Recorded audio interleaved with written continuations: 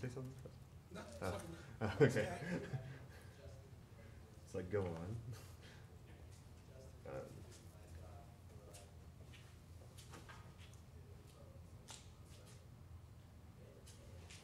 right.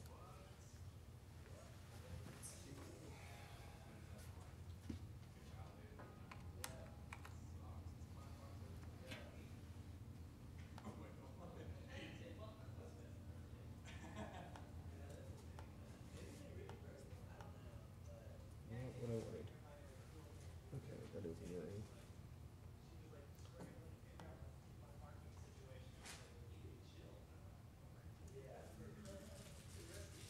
So my hope is, if I put this in play mode here, I can see my speaker notes here, and that's great. Okay. So there's a survey that I wanted people to take to kind of help me gauge what to focus on. If you could do that, that'd be great. If not, that's fine what too. was the solution for your internet? Oh, he put me on the Capital Factory network, so only because I'm speaking, I guess. The survey is actually a little less useful when we only have 10 people here, but let's leave that up for a few minutes. It's 4 questions. It should only take a couple minutes.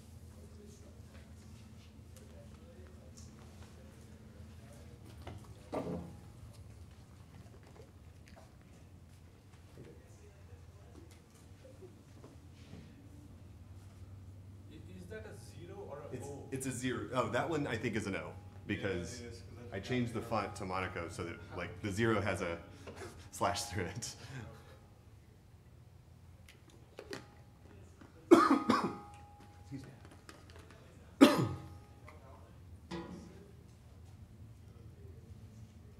that up.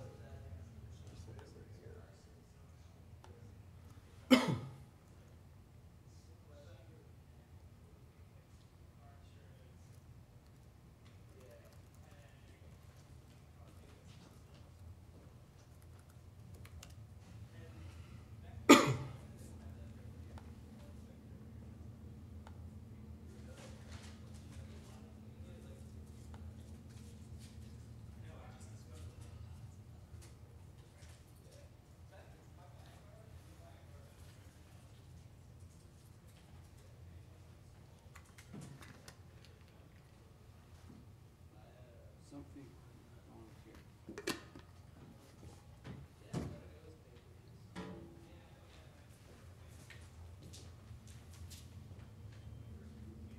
For the last question, if I answered more than what you're asking, do I just fill out no? Yeah, basically. Basically, if you're not very experienced with Django, I just want to know if you've used Rails or Drop Wizard or something. So It's 2v2 S905. S90, yeah, capital O 5. Ah, there you go. Okay. There you go.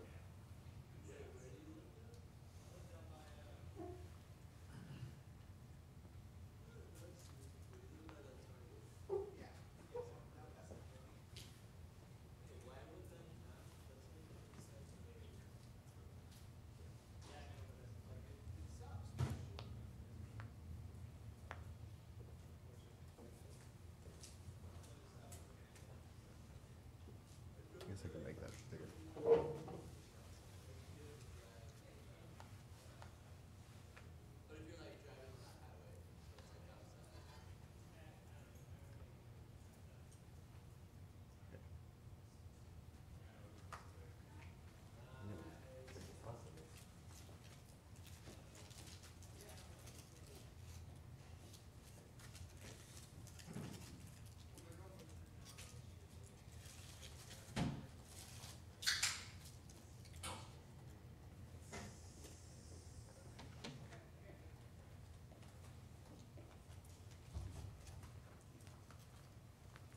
Okay, so hi everybody, I'm Jeremy. A lot of you know me.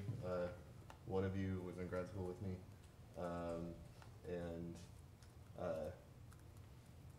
Here to talk about Django. But first I'm going to play my MC role. which is to make some quick announcements. The first is there's an upcoming expo called Developer Week. I took a look at it, and they've got tracks on financial tech, AI, and like some executives from Red Hat coming and speaking. We're working with them right now to try to get free passes for people, because I don't think most people want to pay for it, but just a heads up that that's the thing that's on the horizon. And then there's a hackathon for high school students called Schools Out Hackathon. If you go to sohacks.com, they're looking for mentors. Kind of the same process as if you want to go work in a school, you have to go through a background check and stuff, but they're hoping to get some mentors available for, I think it's early next month. So if you're at all interested in that, take a look. Okay, so before I go too much further, I want to check something, because I think, all right, so let me pull over the responses. The good news is, you guys understand the material reasonably well. The plurality of you do, or majority in some cases. Good, everybody's pretty familiar with Python. Little Django knowledge, and okay, some people have used web frameworks and some haven't. So, okay, that's good. Oh, I guess I see now why you asked that question, because it's not a very helpful answer, Okay. So, if you don't mind, is there anybody who's never used a web framework? Is that really? No. I have so much respect for you, Jacob. Okay. Okay, good. So this will hopefully be interesting for you. So the good news is everybody has a good ground level of experience in what we're going to be talking about. Bad news is I did not plan for that at all. So I planned on some basic material that's introductory, and I'll still go through that, but quickly, and maybe we can share some of the finer points if I'm missing something. And then when we get through the Django material, we might get into some live coding, because we may just move too fast, which is not a bad thing, right? So then if a whole bunch of newbies show up, we're gonna change gears right away. So anyway, let's get started. So the plan is to talk about HTTP, understand the request response cycle. So if you've been a data scientist or an embedded developer or anything like that, you can understand what HTTP is and kind of the basics around it. Then we're going to talk briefly about Django's in an overview, and then talk more briefly about installation. This is a tutorial kind of, but not one where I want to talk about installing things. But I will point you to some resources on how to get your environment set up properly. And then we'll start our first Django app, write a view, and then start looking at requests and using those to build out an application that actually is a clone of an app that I use pretty regularly. But it's a simple one. So, okay, so HTTP fundamentals. Who doesn't know anything about HTTP? I don't think anybody actually said they knew nothing. It's the hypertext transfer protocol. It's TCP based, which is nice because you get things like ordering, not for free because TCP has to do it, but you get that. And then you have version 1.1, which is the version that just about everybody uses today, was released about 20 years ago. The spec, you can look at RFC 2616. If you go there, actually now it'll tell you that 2616 has been superseded by a bunch of other specs that are easier to read. But I'm so used to looking at 2616 and they're supposedly equivalent that you can just use that one and install in one document. So anyway, that got released in '97. Well, yeah, and since then everybody's been super excited by it. I love that kid. Here, what are HTTP's main parts?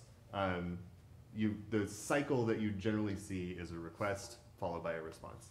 And somewhere in there, the server figures out how exactly to respond to the client. So let's look at a request. HTTPy is like a better curl. If you have not used it, try it out. It's nice. So I can do this, and I get a nice example HTTP request. And then, since you guys know this, I'll just go through this pretty quickly. We have the version, the path. Paths can be, there are religious debates about what they should look like. You know, should they have trailing slashes? Should they be camel case or hyphenated? I think in the Django world, you'll probably find most people do hyphenated and lowercase URLs because they're legible versus camel case, which is ugly, which we all know. And then query parameters, which are this is all by the way driven from the URI spec, not actually HTTP itself. But you can have multiple query parameters. It's anything that follows this question mark. They're separated by an ampersand. Spaces get encoded as a plus sign.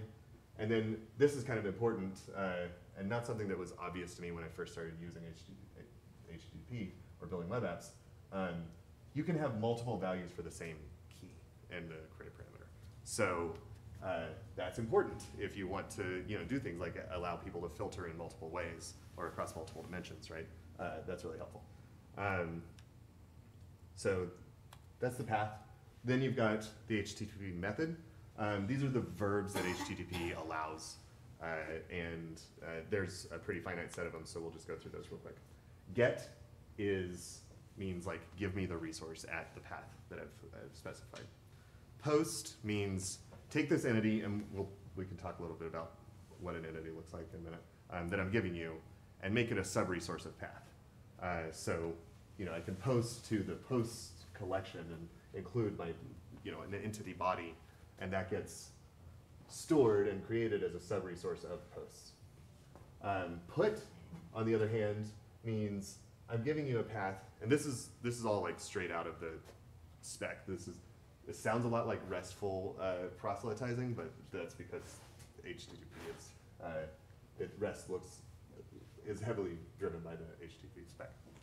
So in a put request, you say, here's the URI that I want you to put this thing at, and I want you to just replace what was there with the body that I'm sending you. It's not, don't create a new one, don't just update it all, right? So the semantics are, just put this in there.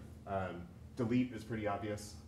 Head is basically a get, but you'll never get a body back. You just get the response that says, so this is often used to check to see if it 404s. If it 404s, then the resource doesn't exist. If it doesn't, then maybe you want to do a post to it or something. And then finally, options is a method that lets you ask sort of what methods are available to me on this resource, or on this path. Two others are defined by the spec, trace and connect. I've never used either. And then patch is an unofficial extension that people have used to provide different update semantics from put. So put says, give me, assign this, take this entity and replace whatever's here with what I've given you. Patch can say, update this entity with the following attributes, right? Rather than having to send the whole thing back, you can send in just a couple attributes. And then I'm sure there are other extensions, but those are the most common ones. Next thing that you'll see in a GET request or in a request generally is the host. This is like the one header that's required by HTTP 1.1. And that's because it allows a single server at one IP to serve multiple hosts. So instead of, it used to be, in version 9 or 0.9, I could say get / and if I were hosting both example.com and google.com, it was maybe indeterminate which one I would get, right? Now, by specifying the host, a single server can say, okay, I know which one to give you. I'll only give you the example.com one. Finally, you have other headers that you can get really quite a lot of headers in a request, or very few. So most common headers you're likely to see if you're working with HTTP are the user agent. I think a lot of us are probably familiar with this because user agent spoofing, if you use like Opera, you can do that. HTTP has its own user agent, which we saw earlier. But then there's my Chrome one. Maybe my Chrome's out of date. I don't know. It might be dangerous to show. Except is that is a header that says, as the client, this is the kind of data I'm willing to receive back, right? And that could be text HTML, application or JSON. And if you look back here, what we actually set was ***. I'll take anything back. accept encoding says, if you're going to encode it when you send it back to me, here's the kind of encoding I'm willing to take. Incidentally, I noticed gzip deflate is actually pretty common. Deflate, as it turns out, shouldn't be used. It's like an older and not very helpful encoding. But there you go. And so that was accept encoding. Okay, authorization is the header I love to hate because it should be named authentication, not authorization. It specifies the credentials for that the server should look at in order to identify who the user is or who the client is. A common one nowadays with OAuth 2, you'll see this sort of form, a bearer token, and I didn't actually have one on hand, but it's longer, more like this. And then older authentication schemes will use this. This value is just the username and password with a colon in between, and then base 64 encoded. So it's really insecure, and you shouldn't use basic authentication. But it is a valid sort of value for an authorization header. And then finally, so we've got this accept header that's like, this is what I expect back. Content type is a header that says, here's what I'm sending you, right? I'm sending you HTML or I'm sending you JSON. I don't think */ would be a valid value in the content type of a request because that would not help the server at all. So with that said, I wanted to take a quick look at a tool that I use pretty regularly. This was built by Kenneth Reitz of Python requests fame, I think in order to test requests.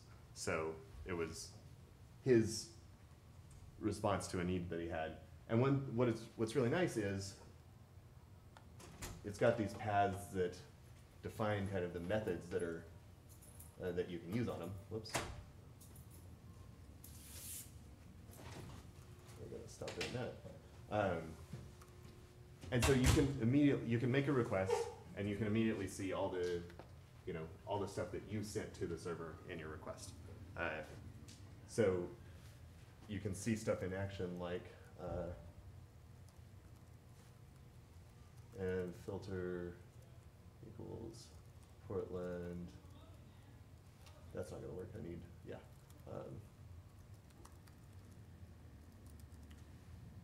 And so you see, like, I've got a single key, multiple values there, and then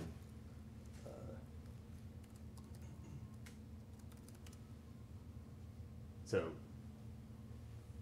this is kind of an interesting clue into something we'll see later when we're looking at Django. When you have these multiple valued keys, the value is a list, some kind of iterable object that you can look at, which makes sense, right?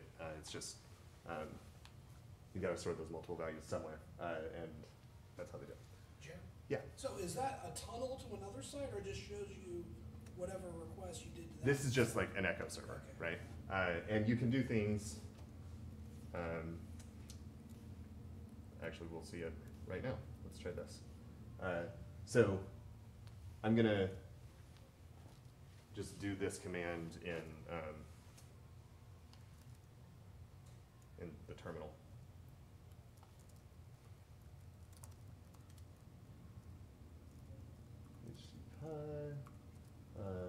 Verbose. -F just says form encode this request, but we could send it as JSON if we want to see that in action.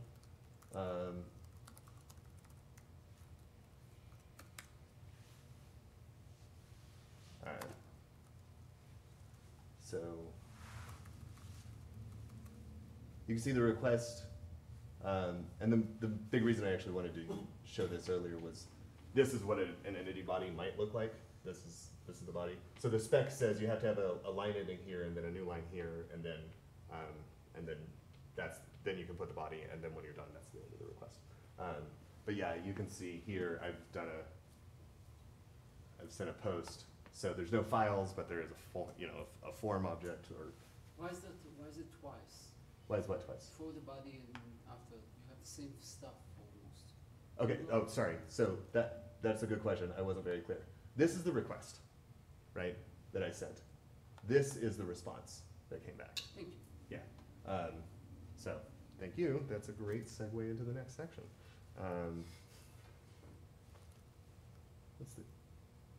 What's the keyboard shortcut for? Okay, good. Okay, so if you're interested, that's my walkthrough of HTTP. It's the kind of ground layer that I think everybody needs to understand in order to start thinking about Django the right way. If you're interested in working with HTTP, this book I found is really, really good for making you learn the basics. Like get in and use it, like do some socket programming where you send a raw request over the wire, and it's also this is a weird praise, but it's the best formatted Python book I've ever seen. So I like it a lot. Other places, obviously, RC 2616. Don't do math while you're trying to learn this. And MDN has great resources on HTTP, so I highly recommend using that. Okay, so that was requests, and now let's look at responses so that we can understand what we were just looking at a little better.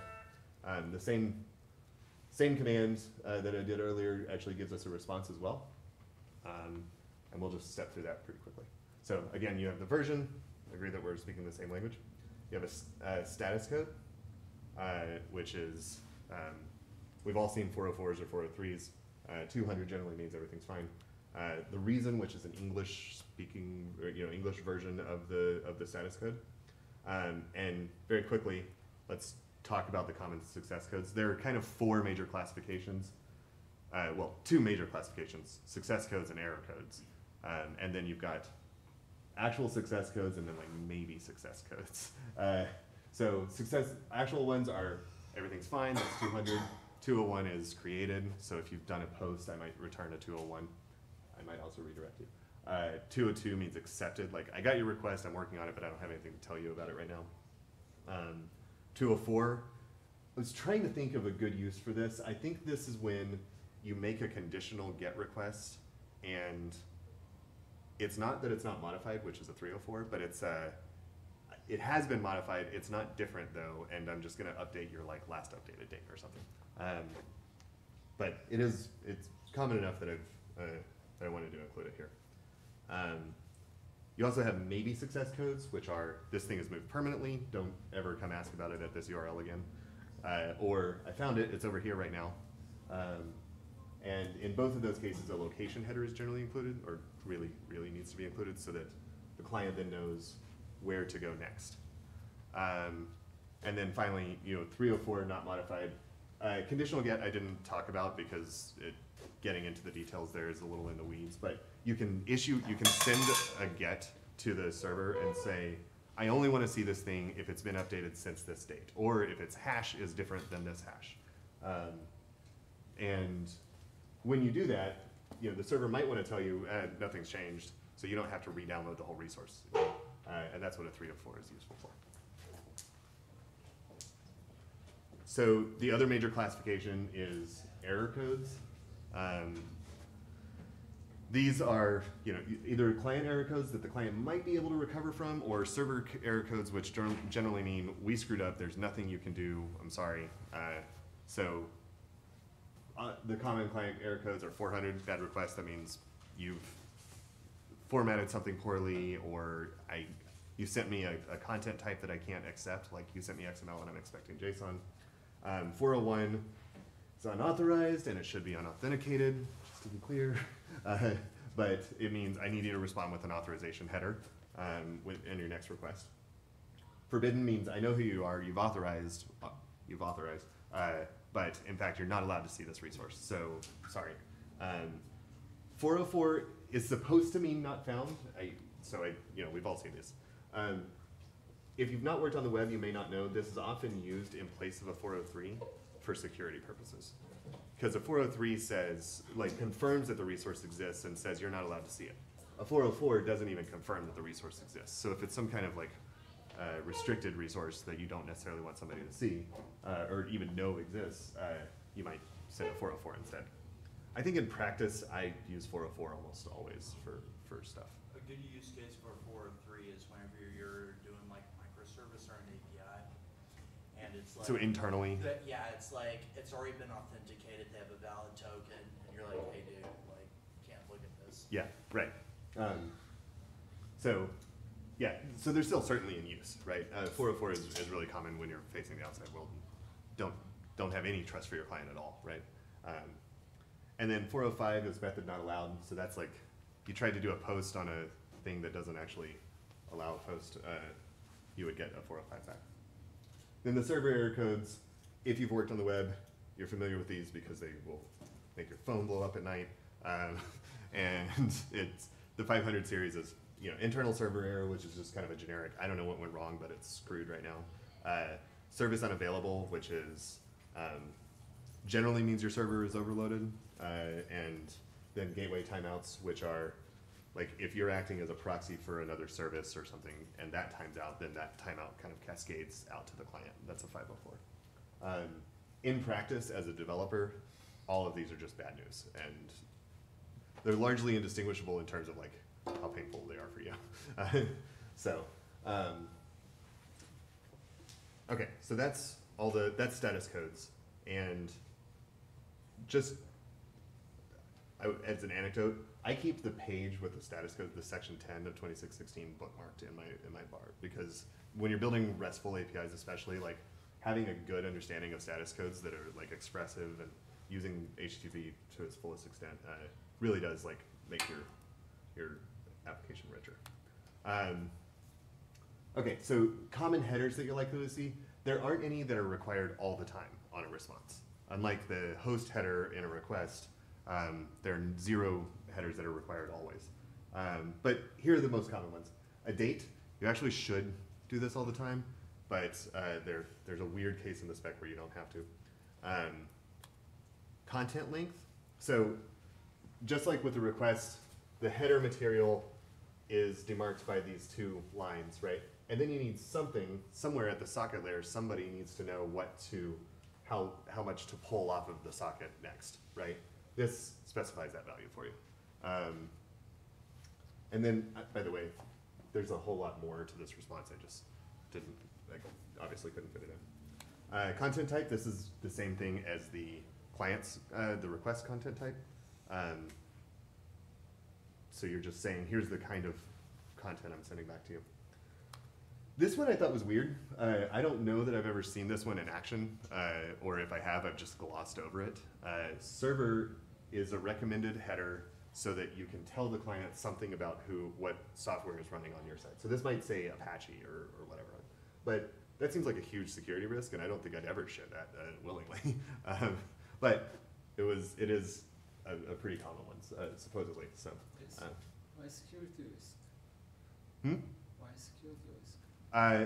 Well, I certainly would never want to tell you what version of something I'm They have running, right? configurations to hide that. It narrows the what an adversary has to try to penetrate Right. your system. They can just go look up all the, you know. You But could the just lie opposite, about you focus on security. Right. Yeah, that right. you It's can- usually at the web server layer. It- Yeah. It's extremely common. Almost every website will issue its server. The security issue is real, but the opposite sometimes happens where if you brag about we're using Nginx, Mhm. people are like, oh, I'm not going to try to hack that. I mean, realistically, you still can. Everything's hackable, but there's a huge difference between like Apache and Nginx. Right. People will the hackers will sometimes just completely ignore an Nginx website. Why Nginx is much better? It's too hard. It's just not worth people's time to get in certain groups. And it might also be a selecting group, right? Like maybe the people patch more, right? Whereas there are a bunch of unpatched Apache servers sitting around. So that's an interesting aside. I'm surprised by that. If you go buy a ticket to the Bass Concert Hall, that's running on Apache that hasn't been patched since 1997. It tells you that. It says I'm this version of Apache. Yeah, It and has that's to- crazy. So you yeah. should never ever say here's So the. basically, you're afraid about security, but if you're looking at the compatibility, does it matter at all? I mean, if you're all speaking HTTP 1.1, I don't think so. So it doesn't matter. right? So basically, you're saying this. Okay, gotcha. Yeah, I would not. I mean, you should worry about security when you're doing web applications because clients are untrustworthy. You never need to know what the other server actually is. Yeah, right. And like it, how much I care like stops at the interface, right? Or it should. And then The client should declare himself. what's that? The client should declare himself, no? So the client, the client can declare who they are with the user agent and the authorization header, right? But the user agent can be spoofed, right? And there's absolutely no guarantee that that's accurate. So that's what honestly the content type headers and the accept headers are your negotiation. And that matters to people. It mattered more back in the day. A client would say, oh, I'm Internet Explorer. And then a server would say, you have to have special content to deal with the rendering and compatibilities. Right. But as the browser is more consolidated on a spec, it's not as important. It's not really Some important. people still do it for mobile stuff. Right. So It's like, oh, your thing says iPhone or iPad, let me give you a special website. yeah. I wanted to do this, and I don't think we're going to be able to now, but because I'm on the network that I am. Well, we'll talk about it in a bit.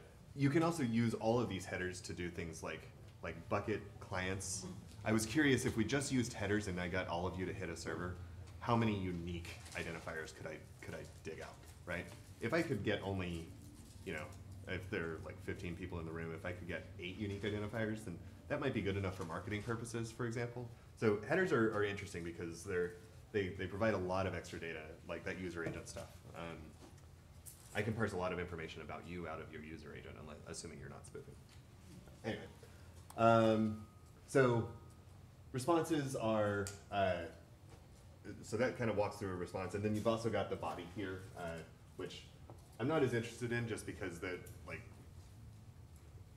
most of us have probably seen a JSON document or an HTML document. I'm more interested in the actual protocol itself for this portion of the talk. So when you're talking, when you're thinking about responses, maybe you want to understand them a little better. I recommend the developer tools. Since most of you guys are already web developers, you are familiar with this. But if you're not, Command Option I will get you this guy, and then the network tab up here is what you need. So if you make a request to example domain, you can see all these response headers, and then if you click on the response there, you can see the body that was returned. Again, the tool. Let me show you. So I can get this 2 ways. Let me actually do it the visible way first. So I can say I want to inspect this element on the page. I'm in Google Chrome right now, and that gives me the developer tools, and it's generally helpful for front-end developers too, but I'm not one, so I almost always immediately click on the network tab and then reload. It's pretty much required for front-end development. Yeah, it is. One interesting thing, you can see all the crappy extensions I have that are also loading when I load any given page. But there's a quick summary here, and then you can look at the response headers. So what I got back, the request headers, i.e. what I sent out, the query string parameters. So a lot of the same information that I'm getting over here is visible to me here in the developer tools. And then if I want to look at the response, I can go, that is the entity, the body of the response that it ends up getting rendered over here. All the stuff at the top is an extension I use to format JSON properly. So,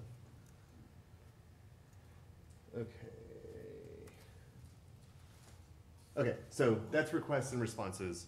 I wanted to stop here, see if anybody has any other questions. We've been sort of talking through questions as they come up, but yeah. So you've covered simple sort of request response. Mm-hmm. Command response can be something like that. Right. I'm thinking through the use case of my response will take a long time. Yeah. And a typical architecture is set up a summary worker and then get it back. My question is, on the client side, am I polling to see when it's ready, or how do I? So in just HTTP, that's what I would recommend. You can just sit and keep a connection open for a while and wait, but your ops team will be real upset if you do that. There is a technique called comment where you just constantly, it's pretty much you keep the connection open. Yeah. So we didn't talk about the keep alive header. That's one thing you can do to tell the server, I intend to keep this connection going. And HTTP bin actually closes automatically. So on the server side, they put in a header to keep the connection open.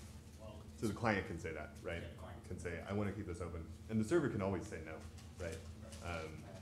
But and the server will generally, like a well-run server will generally have a timeout on the order of seconds. Just because if you end up with, you can consume your entire connection pool very quickly if you let clients just willy-nilly decide to keep their connections open. So generally the solution to that problem is to give back like from an architectural standpoint, you might give back like the classic solution is you give back an ID for a task that you know is running now, and then let them pull for the status of that task. And then when the task has succeeded, you might then give them a redirect that says, now go look over here in the, a 302 with a location that says where the results of the task are. And then there are more modern options like WebSockets or something, but I haven't actually worked with those, so I'm not gonna lie about it up here. So. Well, one thing I would mention is, and it kind of goes with that, is that each request and response is completely independent. Yeah, right. So there's pipelining, but I didn't want to get into that here. I haven't worked with it directly enough. I've been doing this for 9-10 years, and the request response cycle is pretty much all I work with. So it's still a really valid, and it's the core of the central case in HTTP. But there is pipelining where I think you can send off a bunch of requests, and then sort of the responses come back ordered. It's not as atomic as one request response cycle.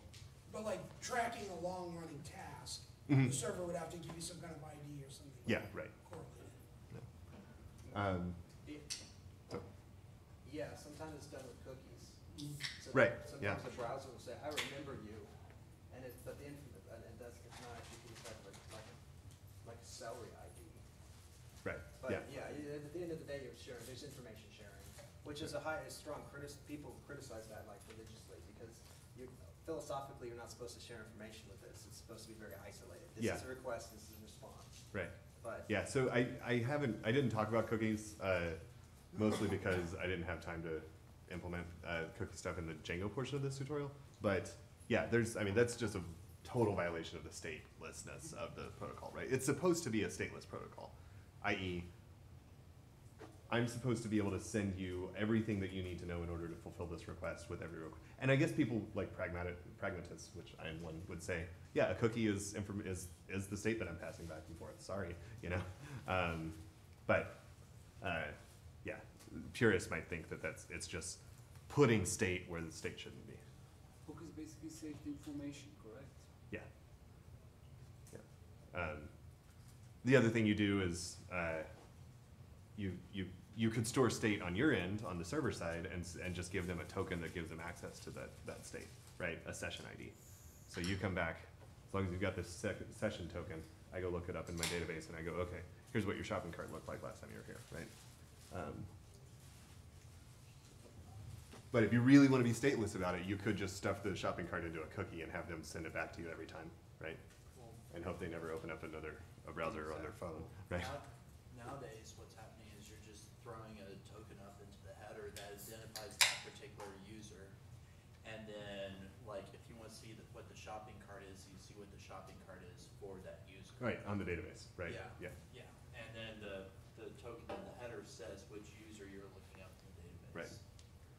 And that's something else, I didn't cover this in the HTTP section, but it's worth noting. You can throw whatever header you want. You can create a header called Jeremy and just like put whatever value in it. And most clients and servers will respect it and pass it back and forth however you want. So it's not at all uncommon to create a custom header for some specific purpose. One common one you'll see, I don't think this is in the spec, but it is very, very common, X forwarded for, which is a header that says, like an SSL terminator is here, it gets a request from a client, it decrypts it, right? And then it has to proxy the request back to the actual server that's gonna resolve the response. So what it does is it sends a request, and when it does, it sends this, what is it, adder, remote adder. In the socket, it has its own address, but it'll also tack on a header that says X forwarded for, that is the client's IP address, so that the server does know who they're talking to on the client side.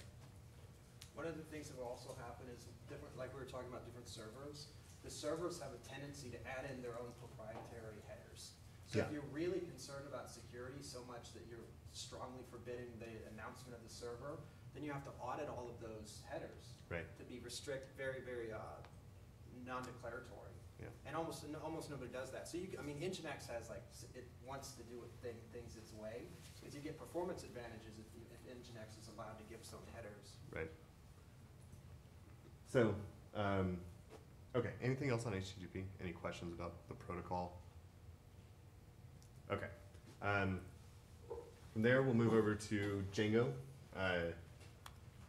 Briefly, just the history of Django is interesting, I think. It comes out of a world of journalism.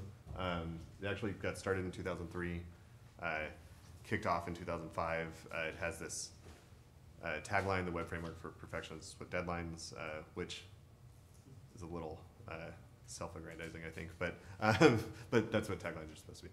One nice thing about it is that it's pure Python, so as long as you understand Python and you're willing to dive into the source code, you can learn, you can figure out what's going on. Because it's Python and adheres to kind of Pythonic principles, there's not a whole lot of magic that happens in it. If you're willing to look, I mean, some things might seem like magic right away, but if you're willing to look through, you'll find it. The latest version supports 2.7, 3.4, 5, and 6. One fascinating thing I think about this, as I'm sure you all know, there's a like holy war about, well, one side's losing pretty badly at this point, but the adoption of 3.x, right? Django threw in its hat for 3 when they changed their documentation, I think during 1.09 to Python 3 default, and it actually spiked PyPI, like Python 3 downloads and stuff. So it's a major project with lots and lots of users, and so it's useful to know. Notable features, an easy to use, and that's not to say good ORM, but it is very easy to use. And out of the box, like admin tool, so it's really handy for like back office users. I have built many an admin application for customer service people or accounting folks, and it's great. And then there's this kind of pluggable design. There's this like really strong push for like building reusable applications. And you can go to this website, djangopackages.org, and just find anything you need in a reusable form. So that's nice. And then a built-in REPL that gives you a shell that actually like loads up all the models and stuff directly. So it's super easy to get in and start debugging and trying to figure out what the hell went wrong with your admin tasks or whatever. So earlier I showed this diagram. Figured out the best response to the client. And Django fits solidly in there, okay?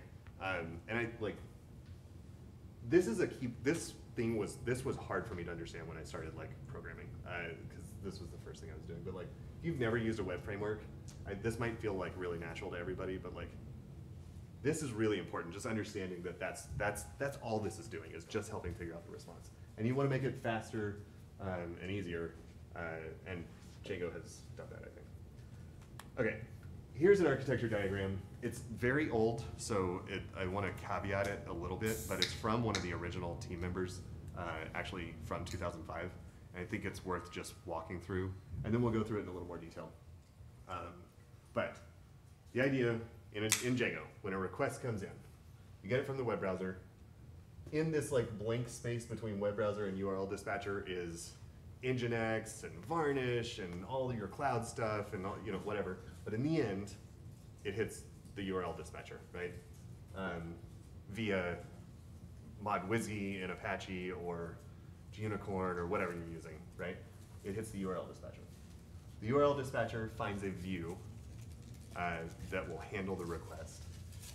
The view may or may not choose to use models, right? The models, if you are using a model, it'll probably end up hitting the database, which you have to run separately. The model will respond back to the view. The view can choose to render a template, although that's far less common now than it was, and that's one reason why I think this is outdated.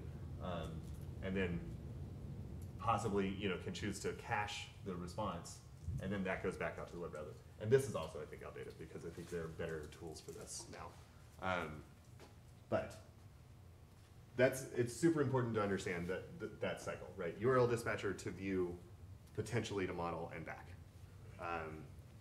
So let's look at that a little bit more. So without considering the database stuff, let's just put models and databases off to the side for a second and just do a sequence diagram so we understand kind of where everything fits in. The client says to the server, I want /, right? The server forwards that to the URL dispatcher, again, via Apache with MudWhiskey or whatever. The URL dispatcher finds a view that's configured to handle this URL, and that's all just done with regular expressions. So we'll see it in a minute, but it's not hard at all. And then it forwards the request to the view. But on the way, it stops through this layer that's not in the previous diagram called middleware. Middleware you might think of as a wrapper around the request response cycle, or an onion, where it can process a request on the way in and it can process a response on the way out. It's like filters in Spring or whatever. Anyway, so it stops on the way to middleware. Middleware says everything's great, maybe modifies the request a little bit, and then sends it on to the view. All the view does is process the request, optionally render a template like we said, and then respond to via the middleware. That optionally, Django can optionally cache the response, generally in the middleware layer, and then potentially do other processing, and then forward the response back to the server, which is actually the bit of software that returns the response to the client. So is that pretty clear? Does everybody feel like they understand? Request gets to the view, the request comes back.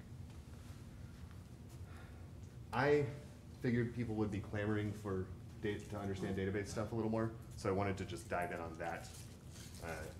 Let's take this process as request thing and blow it up a little bit. And let's consider like an example view. So say a user, Jane, has come in, she's asking for a home page. The view gets the object from the middleware layer, and that's kind of semantically false. It's not like the middleware layer like sent it, but that's a useful way to think about it. It takes a look at the request. By this time, if the authentication middleware is turned on, request will have an attribute on it called user. So you'll look, oh, request.user is Jane. Great. Hey, model, give me Jane's homepage settings. Which widgets has she picked up? This is Yahoo in 2006. Okay. Which widgets has she put on her homepage? And tell me about her settings. The model is the bit of code that actually translates that into some SQL that goes to the database. I don't think Django. Yeah, there's no NoSQL support yet at in Django core, right? Yeah. You can use Mongo or Cassandra or whatever you want, but generally it's focused on SQL stuff. So you'll end up saying something like this: give me homepage, start from homepage settings, where user's Jane, and that'll hit the database. You'll get the query results. The model layer sort of says, here are the homepage settings, and then the view can say, here's what the homepage looks like based on that, and return the response object. You can change the model though, correct? So you might change the model. You can do that too. This is just a read because I just did a get. No, I mean, your previous response, you said that there's no SQL support in Django core. You can change the model. You could write an ORM for a NoSQL, and many people have, right? It's possible. Yeah, There's a very well supported NoSQL plugin for Django to talk to like Mongo and Couch and stuff like that. What is that called? I don't know. Yeah, all I know is I've never used it. All I know is that Django mentions it on their main website, and they have like a good level of committers and stuff like that. I thought PyMongo was just the driver for Mongo. I've used that directly from Django views before. That's fine. But there's like Mogo, I know, is one of the Mongo databases, or Mongo ORMs. I might be wrong, but I think I even remember reading an article saying that the Django team's thinking about writing an official adapter for NoSQL. That'd be great. I think, I would expect that. It would also be tricky. I mean, getting the It would be a semantics. completely different ORM system. Mm-hmm. But if you could have similar semantics at the user layer, that'd be fine. The other thing to know, Jacob, is if you drop in an ORM for another database, like you drop in Mogo for Mongo, A lot of the stuff that Django brings to bear, like forms and stuff, will not like, and the admin are designed to work with the Django ORM. And so if you just drop in another ORM, you don't get all of that stuff for free. You can still use it, and there are plenty of ways around that, but you might not always get it for free, right? Depends on the, you're saying that there might be an unofficial Well, third. from what I understand, it ties in. And as far as I understand it, it might even be like a middleware is not the right word, but very much an adapter layer. Right, a package kind of. Yeah, but even Cool. then, like most of the features you find won't be applicable, like, you know, Filtering or different aggregation. and stuff. Yeah. Okay, so that's kind of blowing up this section here about processing the request. This is what that might look like if you wanted to access the database. So Vue basically handles the form models, talks to the data. Yeah, exactly.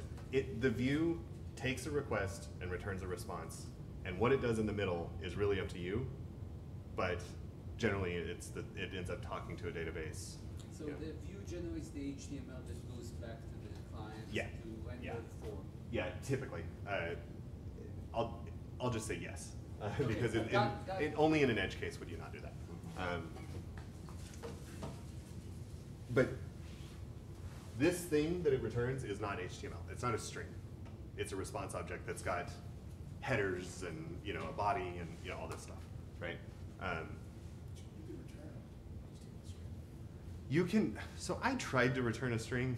I don't know if 1.11 lets you return a string anymore, because I tried to do that and I got an error the other day. But maybe I just did something dumb. You can. What's the question again? Yeah, I might have just done it wrong. What's the question? Can you just return a bare string, right? Can you? I tried just returning hello world, right? And I couldn't. I had to return an HTTP response that has hello world passes an argument I think you do have to wrap it in. in a response object. Yeah.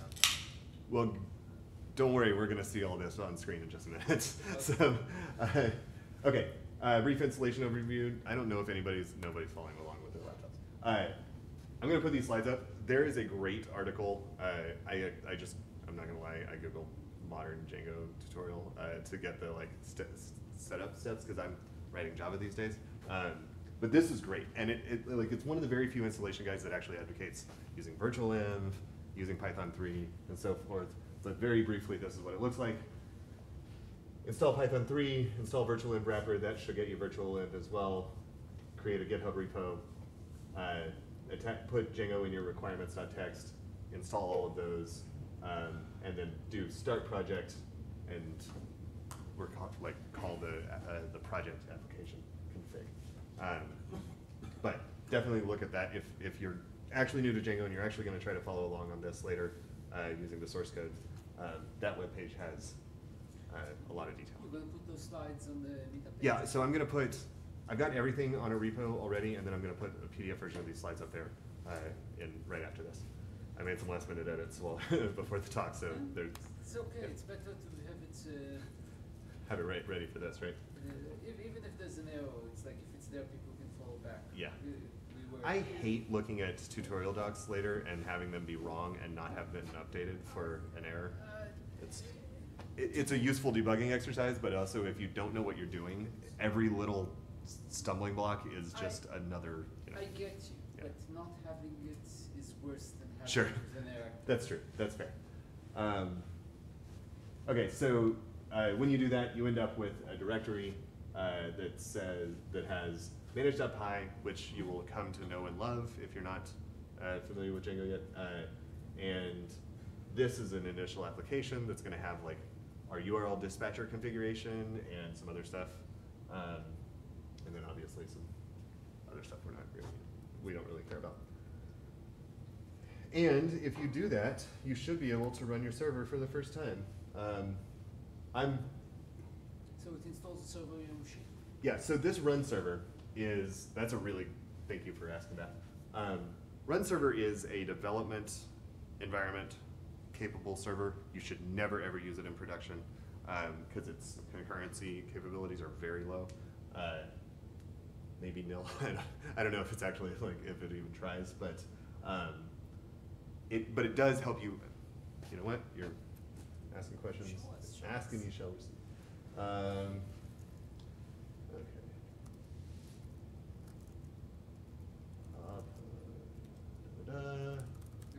with Django? What? Is it some part of Django? Yeah, it's just default stuff. So one thing I tried to do with this is, there's a whole, we could spend a whole hour just talking about the settings and configuration on Jingo, but that's boring. I'm not making any changes to the default. We've just installed it and started a project, and we're gonna do everything based on that. Okay. So that nobody gets bogged down in the crap. Okay, so let's look at where I am. So I just did, I think we'll go to 6196. That should probably be bigger.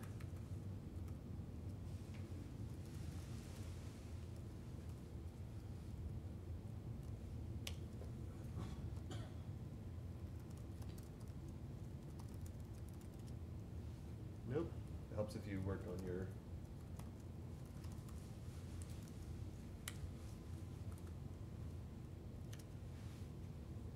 Okay. So, Jacob, for your benefit, it does this system check stuff, and all of this, it's red and scary, but all it means is you haven't yet set up your database, you haven't like done all the configuration stuff that I said I'm avoiding. That I'm gonna get that warning until I do the configuration stuff. But I don't care about it because it actually doesn't affect the running of the application. And you can see, it gives me a URL where I can start, I can hit. So let's do that, 127. Great. So here's my first Django powered page. So you just install Django and you already have a server? Yeah, I just installed Django. I already have a server. That is literally all I've done in this environment. So yeah, it's pretty nice, right? I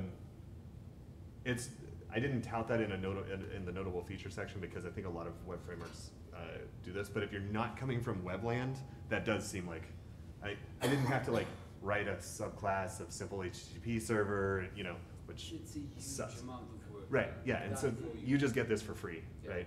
Just from one command line. And then, just for kicks, I talked about how it has a, like REPL, this is just a takeoff on the, I don't have any of my models set up, I'm not gonna actually do this. But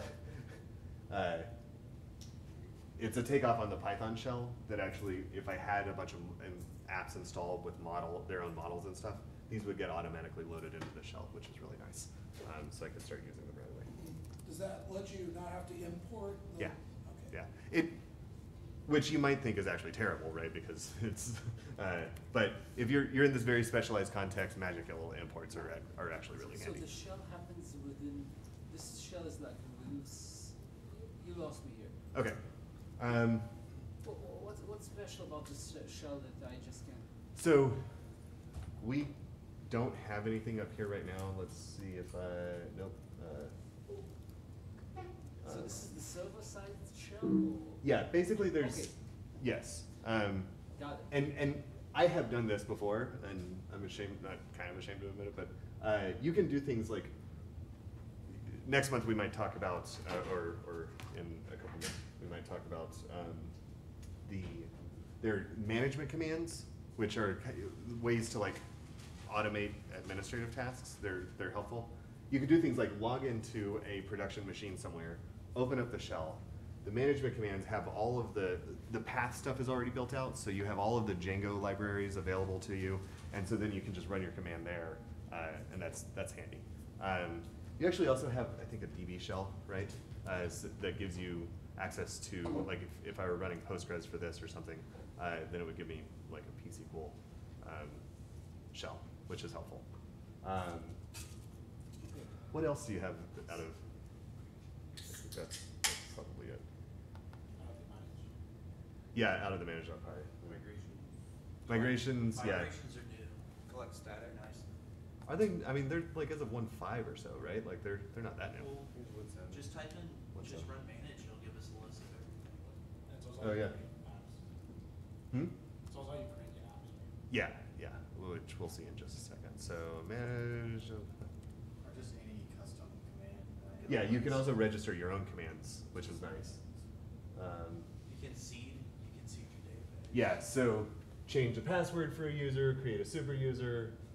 Check is kind of the system check that we talked about. dump data, like will sort of clone your database. Load data, the alternative. InspectDB is kind of nice because it'll auto-generate models from a legacy database. So if you give it, if you set up in the settings a connection, I did this once with an Oracle server, and like set up a connection to an Oracle server and say InspectDB, it'll generate 500 models for you, right? And they're not perfect, right? But Good enough to It's huge. start. it gets you started, right? When you're trying to migrate something. Make messages. I've never used make messages. Make migrations and migrate are when you do something like add a column or drop a column from a database, right? Migrations help you manage that process. SQL's. Sorry, is make messages, is that for like localization? I'm not sure. We could Google that if we want. I suspect it has to do with the Django messages framework, which is that is a way to say, like, this is something the user needs to see the next time they log in or something. But I'm not sure. Test obviously runs your apps. I don't know what test server does. But the two that we're going to use today are Start Project and Start App. We've already used Start Project actually that was in the installation instructions. Start App is the next step. But it is really nice that you get all this stuff. So this is all straight like out of the box. This is another one that static file management in Django is not the most fun thing. And collect static, you'll need it. What do you mean static file? So static files are things like if I have just a JSON file that I want to show, or just a plain text file, right? A README that's just plain text. I don't want to. It's not HTML. It's not dynamic HTML for sure. Yeah. But maybe it's static HTML, or an image, or an audio file, or whatever. All of those are static files. Meaning something that's like sitting out there, just transmit it to me. That's what you want. Yeah, not transmitting, but if I want to go to a website that has a WAV file hosted, right? WAV files still exist, right? Then that WAV file has to sit somewhere, right? JavaScript is the most common case, Got it. right? A JavaScript file has to Or sit images. somewhere. All What? those- all Or those- images, right? Like those are super common. They have to sit somewhere. Django has to know where they are, too, right? And it's not as simple as just saying, oh, look in the images directory, because what I want to do is say my application needs its own images, and then this other application needs its own images, and this other application needs its own images. So I can't just say, hey, look in the /images directory, because that's where they all are. And also, you don't want to expose your Django, you don't want to expose your Django directory to like Apache or anything Right. like that, because that's just a really bad idea. Right. And so what Collect Static will do in a production environment is they'll take everything in your Django directory, and it'll compile it all, and it'll put it all into whichever directory you want. And then you can say, hey Apache, hey Nginx, serve these static assets that will never change from this directory blindly. Right.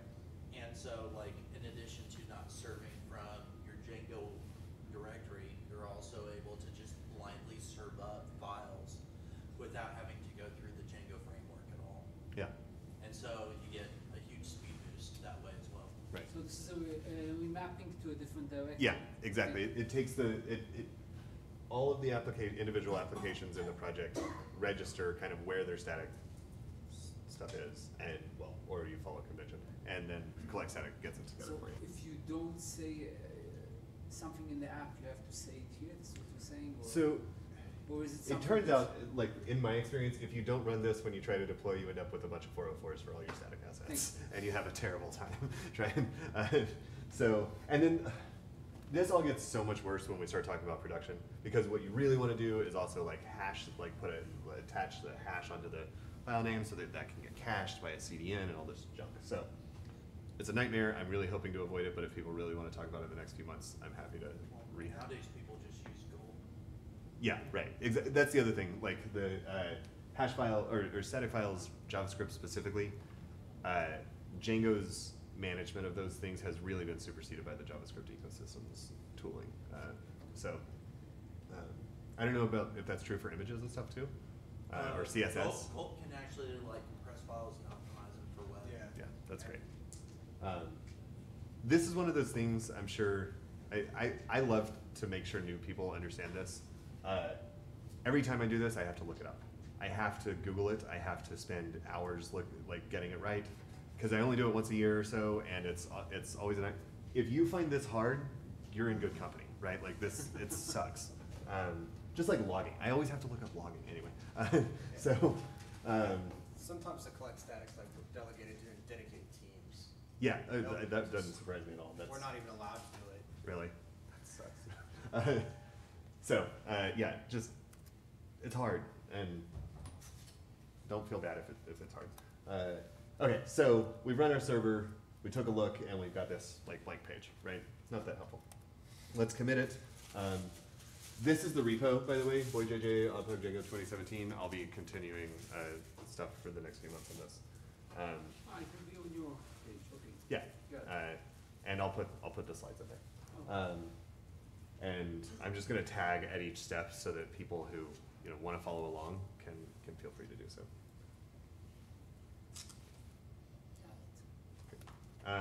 Okay, so we walked through the installation overview, which I thought was going to be brief, and ended up talking. Well, we went into Django itself. So now we're going to start our first Django app.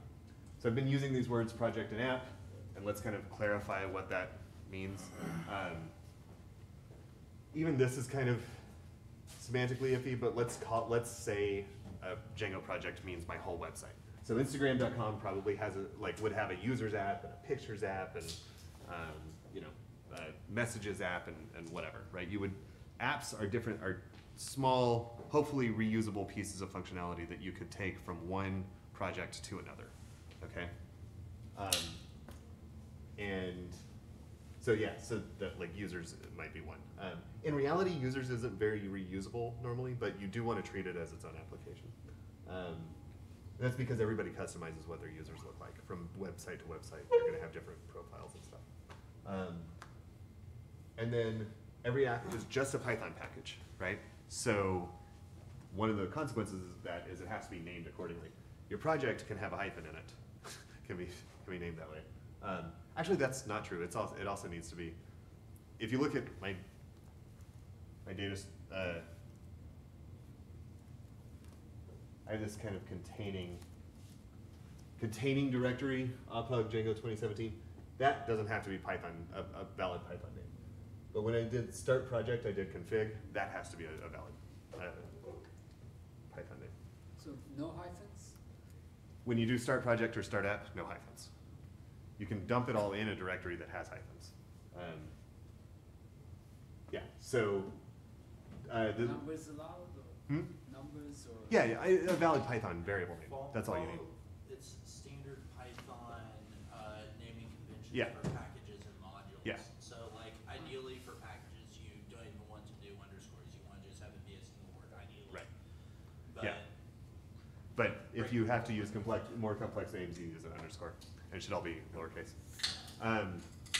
By way of analogy, there's this book, 2 Scoops of Jingo, which is written by Danny Greenfield and Audrey Roy, and I love it because it's actually got a lot of best practices for Django. But they say, think of your project as your refrigerator, and the app is like stuff you put in. Apps are stuff you put in the refrigerator. Yeah, they don't recommend the way that it's structured by default. Yeah, I know. And I Yeah. like the way that they recommend. I do too. I just didn't want to get into that in this talk. I think that's You have a lot of us. yeah. If there were any beginners, that's a great way to derail them right away, right? But yeah, so they have a very opinionated view on it. Audrey Roy has worked on the cookie. She started the cookie cutter project, so their whole template around that. Yeah, it's very opinionated, and often opinionated is good. Django is an opinionated framework. One other note: the installation instructions that I linked to earlier. It's the first in a series of articles that I haven't actually read, but I know that he ends up relying on something like Audrey and Danny's stuff, or template. Okay, so here's the app I want to build today. We looked at HTTP earlier. I want to build the same thing. I think that's a useful way for people who know, or who don't understand HTTP and request and response cycles yet, to kind of get a feel for it. So specifically, let's just build get right now, because that's the one we looked at. We can look at posts later. We don't need JSON output. Actually, it turns out HTTP bin doesn't actually output JSON. It is, the content type is text HTML. So we can beat them at their own game. And the great thing about this is, because we haven't looked at databases and stuff yet, we can do this stateless, right? We don't need any user info, we don't need any history, sessions, anything like that. So let's build it. We'll first start a new app, put a new piece of food in our refrigerator, I guess. And it's called HTTP bucket, so should avoid any trademark issues. And this is what we get. I use PyCharm, and I'll probably kick over to it in a minute, but here's the screenshot. So this is the app we started earlier. I've done nothing here yet at all, right? We haven't made any changes on this at all. And we just started the did the start app for HTTP bucket. We get this migrations directory, apps, models, tests, and views, and then admin.py. So you might use this file if you want to register administrative tasks with that back office admin thing that I talked about earlier. We'll see that next time. But we're not going to need it today. You need apps.py. You used to need models.py, but that's no longer true. So since we don't have any models here, we don't need models. Tests are great, and I'm a big fan of them, but we don't need them right now, so we can get rid of those. We do need views, because those are the things that actually provide the response. So let's get rid of them. Admin.py, models.py, test.py, and migrations can all go. We have a bare minimum version of our directory, and because I'm just trying to show people how dead simple an application like this can be. Let's go to the code and just see. That's it. It's just 3 files. One is blank, right? Jeremy? Yeah.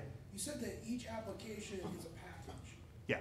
And is there a containing package? Are they just No. at the root of the package namespace? Yeah, that's a good question.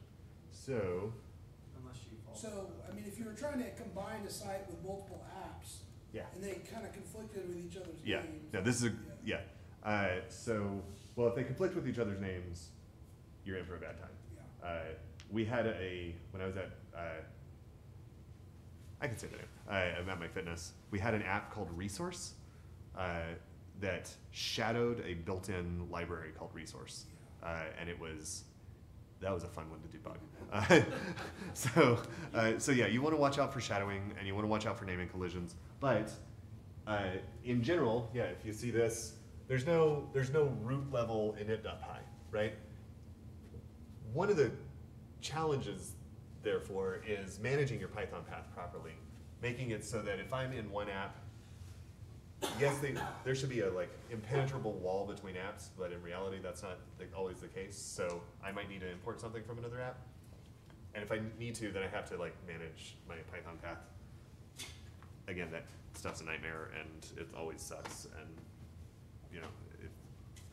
so. You answered my question. Okay, good.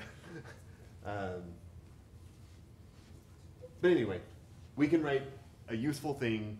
It's useful enough that Kenneth Wrights had to write it for requests, right? We can write a useful thing with just these 3 files. So I propose we do that. Did I do that correctly? No. Okay. So let's write our first view. All right. You knew this was coming. So I just want to show how we connect URL route, the actual path to a view. So let's write our simplest view we can. Note that it's just a function, and it takes in a request, and it returns a response. That's all a view needs to be, and we can use it. So in our HTTP bucket /views.py, we put this little function, and then over in the config, in the URL config, we say, we've added this layer. Sorry, I didn't make this clear, but This layer, this admin thing was put in by default. I really should have just stripped it out, but that's by default. You can just ignore it. This top one is the only one that we're actually going to put in. We import our views. We say the empty path, right? So that first slash is actually kind of stripped off, which I find confusing, but the empty path gets mapped to hello world. So HTTP / is removed, or? No, like Like localhost 8000 colon 8000 slash. The URI. What it does is it strips off the slash So the initials. the entire server side, it starts at the root and then Yeah. removes the first slash, and this is where it starts reading. Yeah. Okay,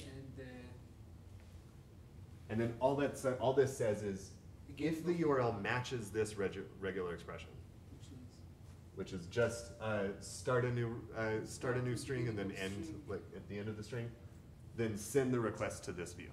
so basically you ask if it matches anything. No, so anything would be dot star, Yeah, right? Dot star, no, star. Or just Dot star. It would have to be dot star. Yeah, star. Well, Yeah. You're that's star. familiar, it's using regex. Are you familiar with regex? Yeah. Yeah, so it matches regex for URI. Yeah. So I would maybe I'm glad I didn't exclude this. So basically you respond, you said start end immediately.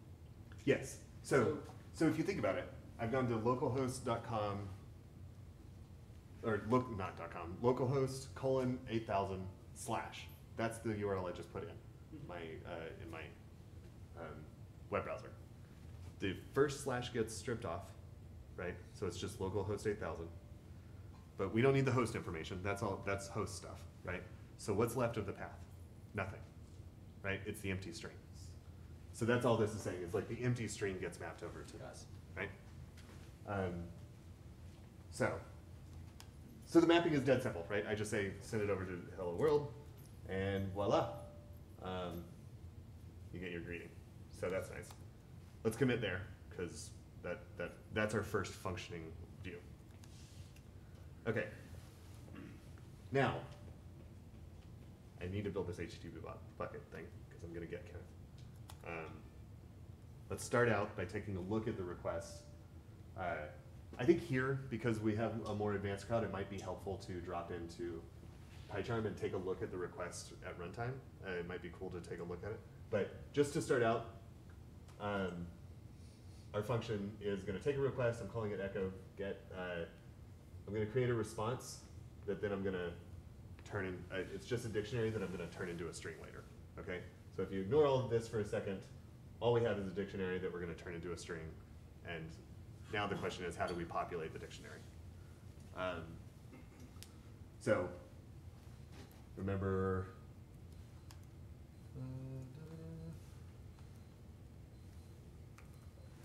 the way HTTP does it is it takes all the query parameters and it, you know, if there's a list of them, then it has a key and then a list, and then otherwise it just uses a key and a value.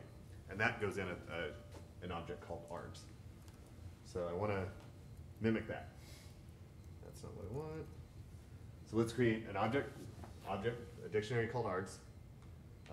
And I want to go through everything that's in this thing called get is it's called a query dict. It's a Django specific object called a query dict. And it looks a lot like a dict, but it has one interesting, well, so it looks a lot like a dict. So much so that I can write this stuff that looks a lot like a dict, right, when I'm using it. So I just say, inside args, take the key, assign the value, great, and then stuff that into the responses args key. And then I'm going to turn it into a string and return. Was that not clear? Somebody? Well, I'm just, go back, maybe it's been a while, but why don't you just do request.get.items equals response? Are you, oh, you're appending to the response. Yeah. Exactly. Yeah. Okay, never mind. Yeah, I'm just, right, because like eventually I'm going to put in the headers and the origin and all this other stuff. So right now this, yeah, I need to do this. So now you're active, you're getting information from the user. mhm. You're now active, you're getting information. Yeah, exactly. I'm looking at, this is the request object that came in from the user, right? So if I put in filter equals Portland and filter equals chef, I should get that right out of this. I could update or say request or response args equals this. That actually might suffice for what I'm trying to do. But what I'm trying to do here is illustrate something. So, so I don't actually want to use all the shortcuts. Or I could update this with the contents of this, right? Yeah, right. But in fact, what I'm going to show here, if you know Django, you can see the bug already. It's useful to kind of look at this. Okay, so, oh, by the way, we're using Python 3, so this might be iter items if you're using Python 2. You could use items. Now we have to configure the view, so it goes to the right place. We looked at the http/get URL earlier, so we'll have our HTTP bucket URL be get. And we're just going to map it over to echo get. Does that make sense? So you're giving a function for each parameter you're getting. You're looking at get, slash, okay, got it. Yeah. Why are you using the raw, the R? There's a reason, it's convention. Why is this passage? Is there a reason, like, I understand it's convenient. For the R root. is the Pythonic way of designating But why? I'm familiar with this. I'm trying to figure out why is he using It it. has to do with escape sequences. Yeah, exactly. I have never tried it without, so I don't. It's literally it's cargo cult programming for me. Okay, I guess that's a good It point. also precompiles the reg. Does it? No, it does Yeah, not. it does. It No, pre- R does not do that. No, No, it doesn't. Well, there is no reg. The reg exists. I thought the R helped with the cache. All R because it does, no, all it does is mean that it doesn't try to interpret \n as like a new line, it's just a backslash. yeah. Oh, and then- okay. Well, which is helpful, right? When You're it, Because that way afraid of you the don't have to do backslashes. This is slash what's. slash. Yeah. You can just do slash. right. Okay. Okay, that makes sense. Because backslashes are often significant to regular expressions. Right. Yeah. Yeah. Yeah. Got it. Okay. Yeah. You very often use \d in a URL. Because we specification. want to be here to be processed as a regular expression later on, and you don't want those escape sequences to. Yeah, you trigger. want to read these URLs and hopefully And you like want it understand them as a and human. you want it as a convention. Yeah. Got it. Okay, so remember I said earlier also, I think in the Django world generally URLs end in slashes. I think that's fairly common. That's the only reason that slash is there. You can get rid of it if you wanted to. Why are you not using the caret, like the Oh, ratio symbol in front yeah. of it and like the other You one? should. Yeah, you should. Because, And actually, you should also probably have a $sign at the end of everything so that it doesn't accidentally translate things. so yes, except in a special case. This should definitely not have the $sign here, right? Because that means the path is done, Oh, yeah. right? No, you're right. So, And the get as well. You have something Yeah, else. so in whenever the you get. pass in a query string, or does it? well, Anything no, after the slash. it's that I might go admin, and then it's, what is it, app name that comes next? It's all of that following stuff, right? Yeah. So Yeah, because admin as an app has its own routes. yeah, so what, this is advanced, but every app can also have its own URL dispatcher configuration, and admin in particular does. This is a built-in application that comes with Jingo. It's got its own URL config. So all this line says is if the path starts with admin, then just dispatch anything over to this dispatcher and let it figure it out, right? So I might, I could potentially want to say get HTTP bucket, right? Instead of get, HTTP bucket gets dispatched to HTTP bucket.urls, right? Or something, right?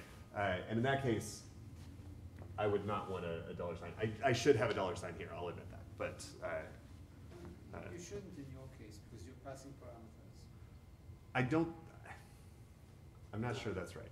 Parameters are You Query get string. The Yeah. URI and the query string are different. I called them, so they are all part of the same path at the HTTP layer because they all end up in that one resource, the resource URI. But by the time they get here, they're parsed out. So the request object has the path and then also the query parameters as separate things. And it's only looking at the path without the query parameters at this point. Oh, so it strips out the parameters for you? So why are you doing this for admin? same, no? Now, so an admin URL, I'm just gonna, I'll type it out so it's a little clearer. Yeah. An admin URL will look, actually, let me, I hate it when I don't have my aliases on the, Man, you have to type. I know. Whoa, he's not looking. He's looking at. I'm looking over here, I got it.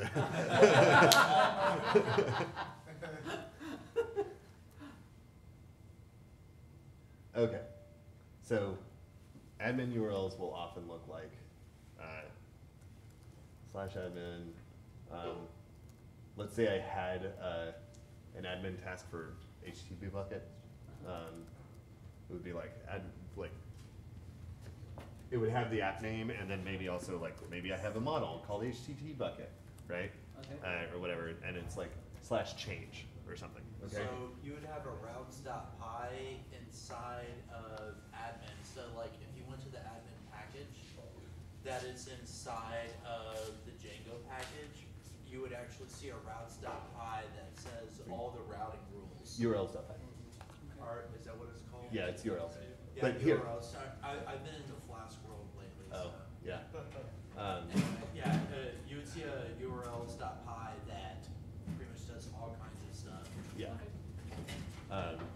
So, and the get, what's different from the get? So with get, The get, you also get something. So we tell it gets big, give you big HTTP bucket or something.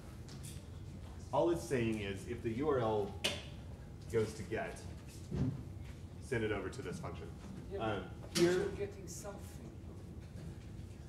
You, the request object that gets sent over to this function has those filters, all the query parameters separated out into an object on the request so what object. I'm getting here is the URL without the query. Yes. Yeah. Thank you. Yeah. This Yeah. is Yeah. this is important. Right. And so the key difference between my get here and admin is I want to be able to handle all kinds of additional path segments in the admin It's handler. not after the question. It's not after the question mark, it's after slashes. Got it. Okay. All right. I'm glad. Thank you. No, I'm really glad you asked that because it's Now it's all clear. good. Okay.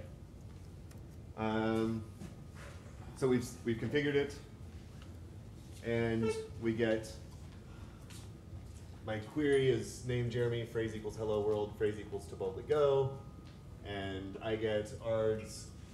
I turned off, I don't know why I did this, I turned off my JSON extension for this for a second, and it's gross. But I only get the second phrase here.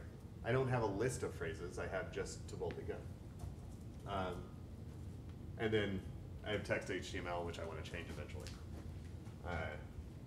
So how do I get these multi-value parameters? Okay, so lists is like items. It's a method on the get query dict. It's like items, but everything is in a list. And so it's super easy for me to go, if there's only one thing in the list, then assign that to the key. Otherwise, give me the whole list. So basically it takes the dictionary and flattens it into tuples or what? So it takes, Because if there's a query, so if I have a dictionary that's like, dictionary will tell you like query whatever you had there, query chef and then query something else. right, filter, Filter, sorry.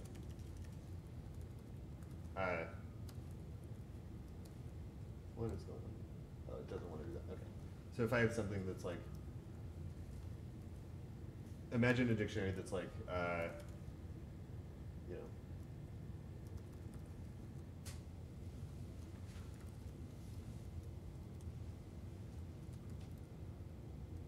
you can't actually have You this, right? cannot have So, that's, but you said that HTTP supports it, so. yeah, yeah.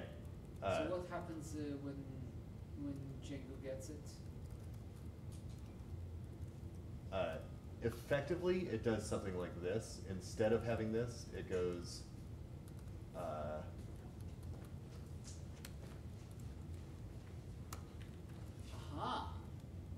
it takes all the filters and all of them together. And Takes all the query parameters, adds them together, so then I can have something like, interesting. Right. So Django does this for you as well. yeah, in that, if you use that items method, right? If you just use, if you use the lists method. If you just use items, you end up with this version, right? And what we found is that filter, and I bet this isn't implementation specific, but what we found is that the filter that we got was just the last one in the list, right? Because it probably just keeps populating it until it's done. In this case, it goes, no, I'll keep the list for you, so. So you have to always check whether it's a list or whether you got the string. Yeah, so just like a dictionary, it has a get method. So you can say like, my value, I can open it up here. Used up high. I don't want to open up this version because it gives away all my secrets. I'll show you later. So it's got a get method, but it also has a get list method. So if you know that it's a value that you expect, or a parameter that you expect multiple values from, you can say get list. And if not, it gives you only one. Yeah. So If you it say will get and you'll, get will give you the first one. or the last one, I don't know. That's probably implementation specific. It might be the So Python. you don't write. Django does, correct? Or Right, yeah, exactly. If I just say like, you know, well, if I go back to that earlier version, we can look at what happened before, right? yeah.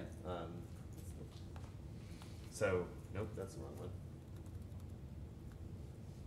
So here, this is basically the same as me saying args k equals request.get b, right? If I use the lowercase .get, that's like the dictionary's .get method. Okay, so the items, the dictionary will give you everything in the items. If it's a string, if arg k gets a list, then you know that you got multiple values because then.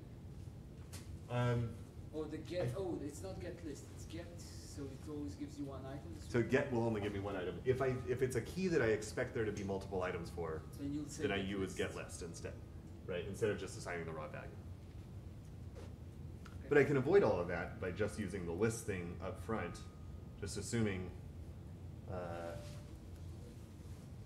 that there might be multiple parameters. And if I'm writing a generic echo thing, server for a get request, I should assume that because some jerk like Jeremy is going to come along and put in multiple query parameters, right? So just make that assumption.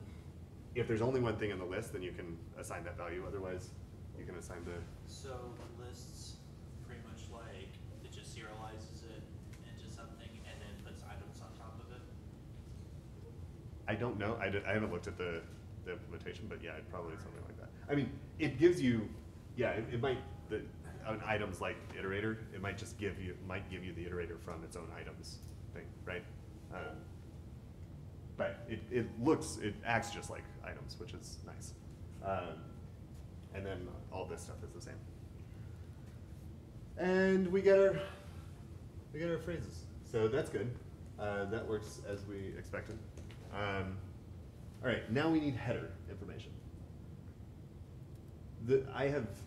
I've run into this problem before, but it is infuriating. So I'm going to teach you something about how Django deals with headers. Request.meta has all of the headers. It also has a bunch of other junk in it, like the environments and some other stuff. But it has all of the headers in it.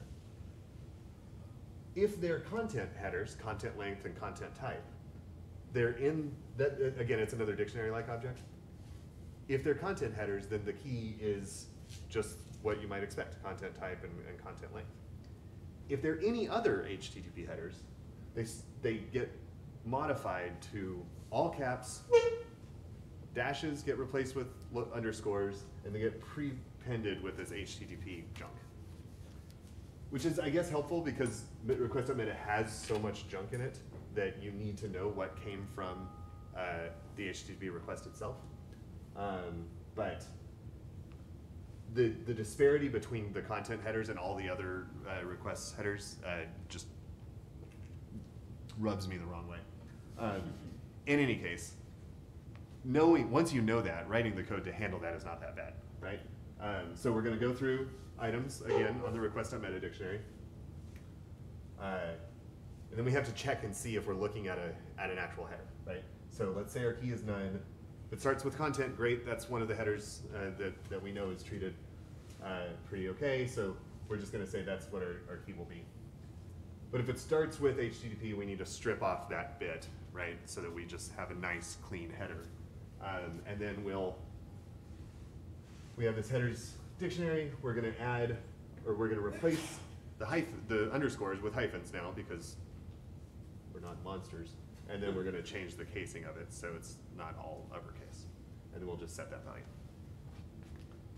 So that's pretty straightforward, right? Doesn't seem too bad. And it looks okay. I should not have taken these at small enough, at this small size. But if you can squint, you can see that we've got, they're properly capitalized. We've got all the headers we expect. But it's not alphabetical. HTTP is alphabetical. So how do we fix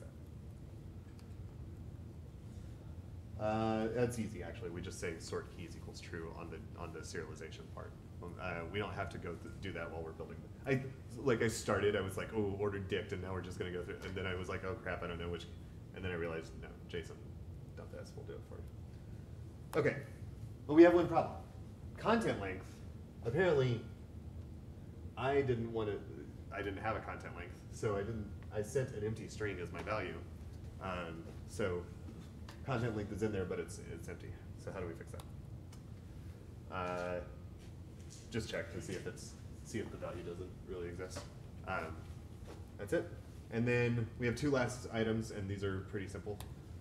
But you can get the client's address from the meta remote address thing. And see, this is why they prepend the HTTP junk on there, because they also have remote address. They should just have an attribute for the HTTP headers, but that's different story. And then URL, we were talking about how it parses out the path and the query parameter. Get raw URI will give you the whole thing.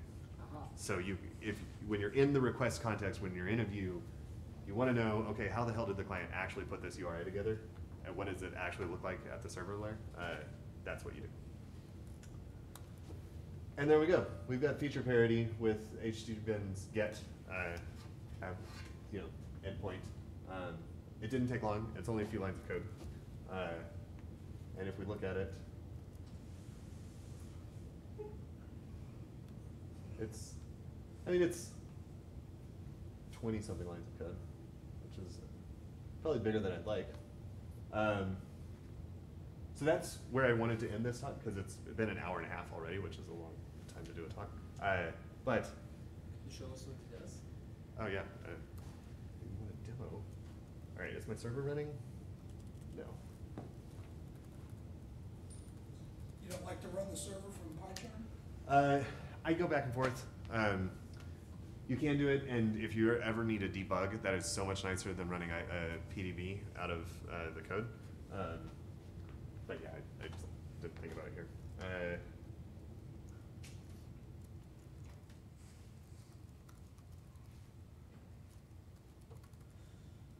Get. Oh, she have to run PDB, ouch. Hmm? Yeah, What? PDB is, you cannot run. Oh, PDB. Yeah. No. There is no way to actually access the server and have some visualization, so when PDB will run in it. Doesn't matter. Okay.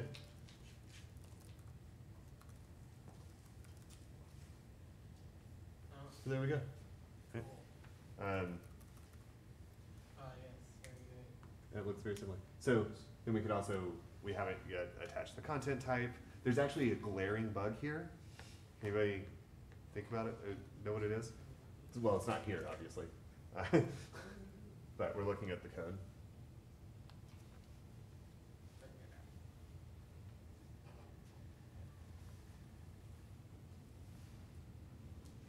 You want a hint? You gave them JSON, but they didn't check for the accept JSON, or is it something like that, or? So, kind of, but not really. But similar. But that is an interesting point too. That I hadn't thought about that. But Do you have a carrot from your get in your URL? do I have a caret from my get in my URL? And the URL is not pie. Oh, right. It is, no I don't, Saying. but, It's not really a bug right here. right, it's not a bug here and it's way more glaring than that. Do you want a hint? Yeah. It's going to you, not to us. What does the URL conf not specify when you're sending something over to a view?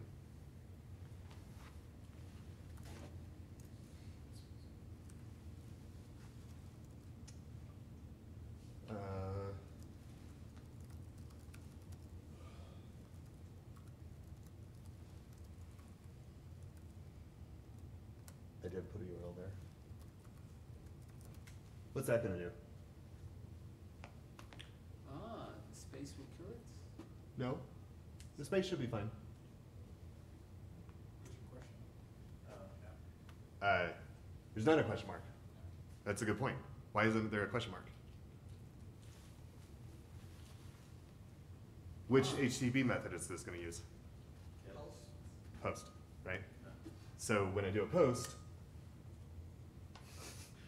you get an error.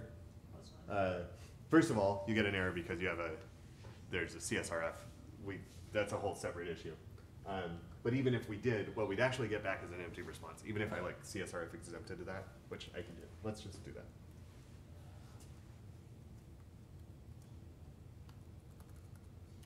You have to declare put as well? This is what- Okay. You're running ahead. Yeah, ignore that. So there's a particular kind of security vulnerability called a CSRF vulnerability that Django protects you from out of the box by requiring tokens get passed back and forth. But You didn't can. check for the method. Hmm? You didn't check for I didn't check for the method. I just started using request.get, like just assuming that I'm in the get method, right? Or that It's glaring, the, actually. yeah, it is glaring. It is really, really glaring. So actually, that's interesting. I don't get any parameters out of it, right? I get everything else. I get my headers, my origin and stuff, but I don't get any. I don't get the name equals Jeremy, which I put in my body, right? So Well, it's because you're getting get, because I'm looking at the get exactly. So not you know. but you're going to the get endpoint, so. Yeah, I'm going to the get endpoint, so it's reasonable, but I should do that check, right? That's and the post endpoint should look very similar in terms of code, right? Does Django have a pot for everything? It just kind of gathers everything. So it used to have request.request, right?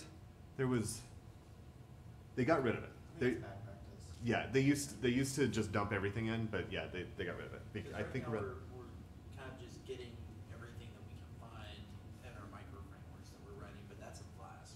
yeah, So I'm just gonna try this. Oh, maybe it does have it. That's crazy talk. no squiggly. No squiggly. That's basically how I know I've done something right. Broke it. I broke it though, so let's see what does it say? Oh, I don't know. I'm not gonna Well, don't trust raw stuff, trust the good stuff. show it. Oh, but I can't do I gotta do a post from Postman or something. I can't show it in the browser. Well, I should be able to get the same thing by doing a get, right? Yeah. Yeah. Okay. Same. Yeah. So there's no request. So there used to be one a query object called request, but So you'd have to like manually go through and like dump everything from get, dump everything from post. if you wanted to create a request thing, yeah. That wouldn't be too bad. So no, probably better.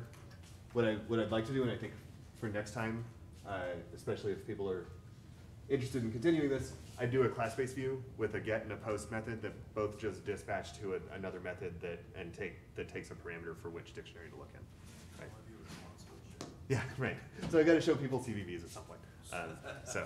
So when you configure the view to tell Django to go run this function to that URL, can you tell at that point I only handle certain methods No, and things? no. So that's why it says what does the URL dispatcher not say? It doesn't configure that portion, and there's no way to do it. You can only, as far as I know, you can only do that check at the view layer.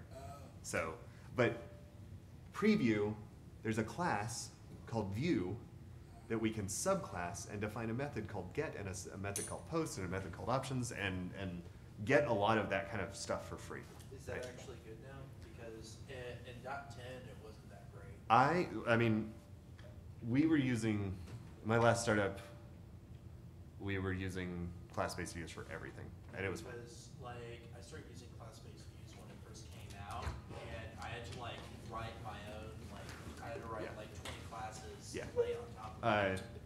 Some of them, there are some parts that still suck. I think for like stuff like this, dispatching is actually really a great, like, it's right in the use case sweet spot for it. There's actually in the latest version of 2Scoops, I don't know if older ones have it. There's a flow chart for when you should use a CBV. And this is way far afield. The talk is over. It's 8:45, so if anybody wants to go, that's fine.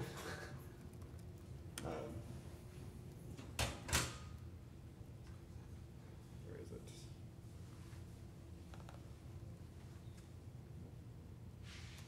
It's colorful. So, for those who aren't familiar with it, class-based views are just what they sound like. But their initial implementation was a little rocky, to say the least, and I think little's an understatement. yeah, and they have. Oh, I'm sitting here pulling this thing up, like you guys can see it. And what they didn't specify is that if you're doing some certain things that are right in the core of what Django's good at, working with models, trying to show a list view, trying to show a detail view, trying to show a form that does an update on a particular model, class-based views are great because there's a ton of built-in code that does all kinds of the extra, the boilerplate stuff for you. And so those are great. The list view is like, it's a class, all it does is you give it a list of models and it just knows how to display them, and it's fantastic. But if you want to step outside those lines at all, it gets really painful to work with class-based views. So, Audrey Roy and Pi Danny have suggested this, which is if the generic views match what you have in mind,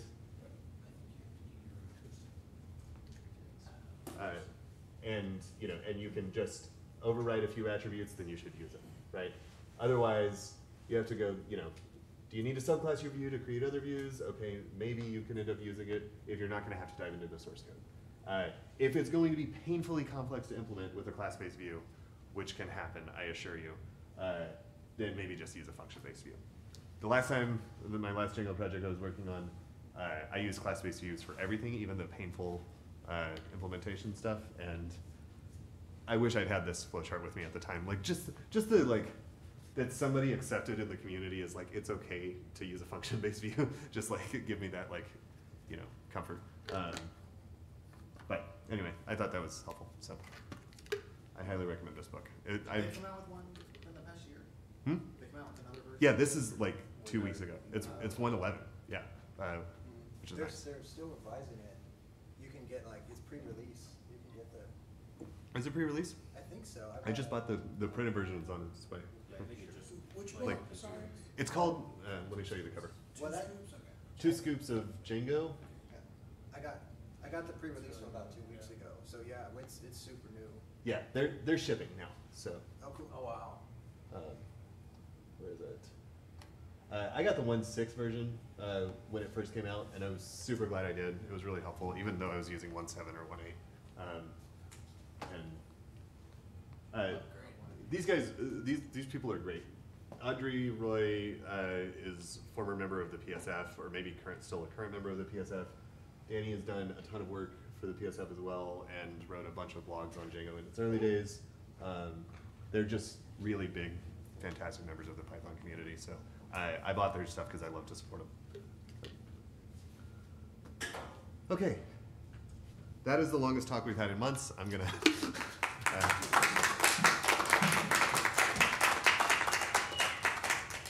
Good one. Good. I would love.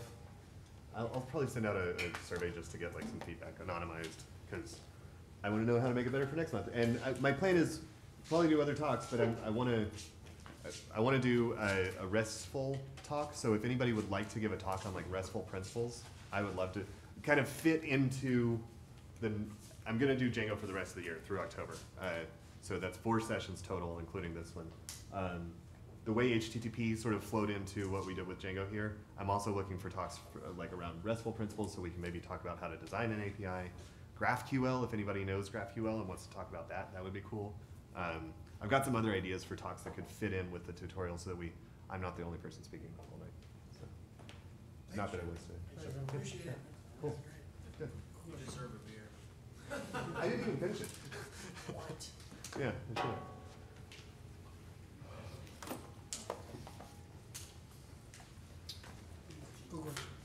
Yeah. Do you know of any frameworks for in Python for text messaging bots?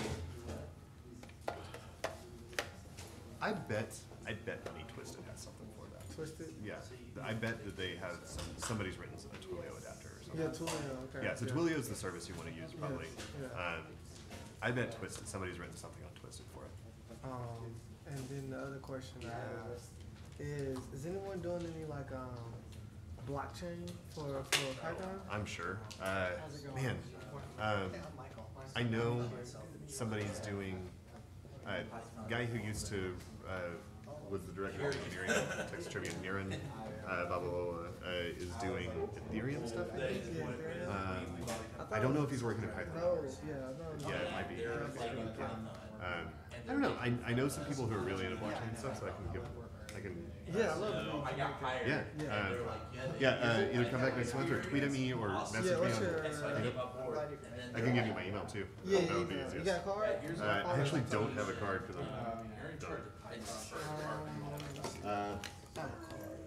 I'm just like, yeah. what? Let me get your card. I have like these guys and You get your card and a pen, and I will write it down and Yeah, that works.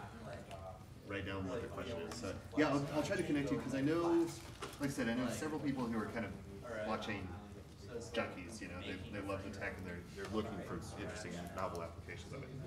with Flask as the back end, what's the, so it's fun, but also at the same time, it's like, But you know, it's got a lot of like, can't you just like pay me? About blockchain stuff in Python. So do you know Python? You work with it regularly? Yeah, Or just trying to. yeah. So the back end of all this is that I'm actually a part of a motion tracking company. Okay. We help athletes and coaches Awesome. improve their performance. Cool. And so, think about some interesting things with blockchain. Just heard about it. Still trying to explore it now. I only started with JavaScript, not necessarily Right. Python. I'm pretty sure Jingo. I'm sure somebody's done Someone it. make a Python. So, just some cool ways to like pay athletes for training. Right. I think they can earn coins from their Yeah. coaches or something like that. Oh, sure, that's an interesting Yeah, concept. yeah, Like, yeah. the whole idea is proof of work, right? Yeah, so yeah, if you yeah, can yeah. actually like find a way to prove work, Yeah. that's cool. I used to work at, so I worked at Map My Fitness, which then got Map bought My by, Fitness, I know. Okay, bought by cool, Under cool, Armour, cool, right? cool, and cool. I like saw their lab where they were doing like some of the motion, like, Yeah, like yeah, identification yeah, stuff. yeah.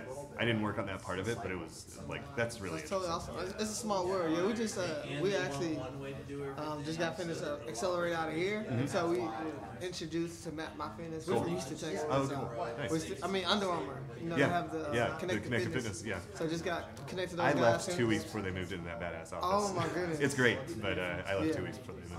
Okay, cool. Yeah, yeah. Oh, Definitely. you work at Under Armour? Oh, great. Oh, you work at Under Armour? That's cool.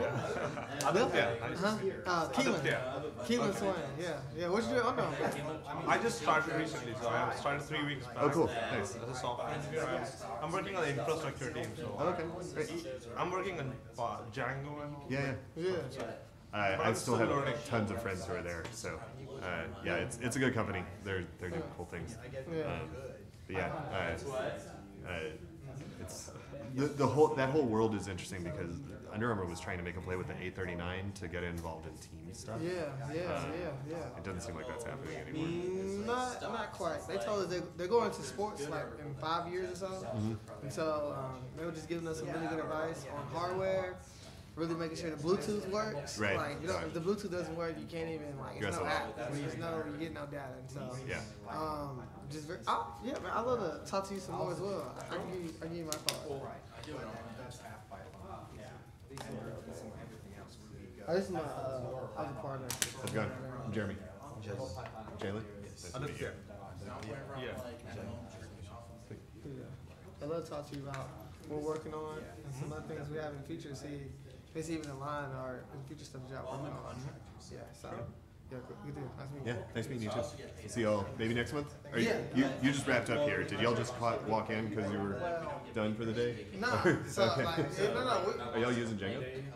Nah, I used Django. I worked at Intel before, Oh, cool. and I made some websites in Django and Python. So once I graduated, that's mostly the language I use. But I started to use JavaScript and some other stuff Yeah. now. But Yeah. I just wanted to come in here and just see what's new. Yeah. I knew what's going on in Django. So Cool. Yeah, we didn't get into much of the new stuff at Jingo, but I'm hoping in October to do the like channels is the new the like supposed to fit with WebSockets. So that's the one that I'm looking for. I I actually don't use Django. I write in Java these days. So part of this was for me to like refresh, you know. So hopefully I'm less Django. I use like 1.9. Well, this guy's good. This guy's like Python. I've been seeing him when I was here a couple of years ago. I remember when he's like the Python guy. It's so deeply So he ingrained. knows. Jacob. Yeah. I like it. He knows stuff. Talking about me? Saying terrible things. No, I So feel like I'm Aditya. I've been seeing you all of me, the Python. So my question was like, why didn't you use the Python, carrot? like a year ago. Oh, the Like, carrot. It was huge just Python an meeting. I I was like, Okay. you not can or Intuit, you know. Indeed. Yeah, it was just a It mistake. was like Okay. Yeah, there was no reason. In fact, I I'm put just it in. still learning, so Yeah, so you were like, is there a reason? what's going on? Yeah, I'm trying to think of the kind of. Yeah, you run on Python. I think that you can run into that bug. Good to see I think if you forget that, remember how I was talking about like you could have an app like specify its own URL Okay. caching? Is it gonna be at the last time I we was think if here? you forget a caret in one of those application URL dispatch configurations, that's where that turns into a bug. But Okay. I'm trying to remember this. I've done it before, but Okay. So in this case it just wasn't. It was a bug, but it didn't produce a fault. So if you put in like app in an app itself, like users or something, and then you had URLs there, it would have popped up. It might have, yeah, it might have Might have itself. popped up, okay. I'm trying to think of the specifics about it, but yeah, it didn't. Okay. So, yeah, it was definitely a bug. It was just luckily inevitable. So, yeah. Wait, by the way, which team did you work on? So for a long time, I worked on I used to work before that. what used to be client services, Humana. I worked on. After that, I mostly did external client integrations with Our company that. So I worked Discovery Insurance, Humana Insurance. TomTom built an app based on our stuff, and I was kind of the engineer contact.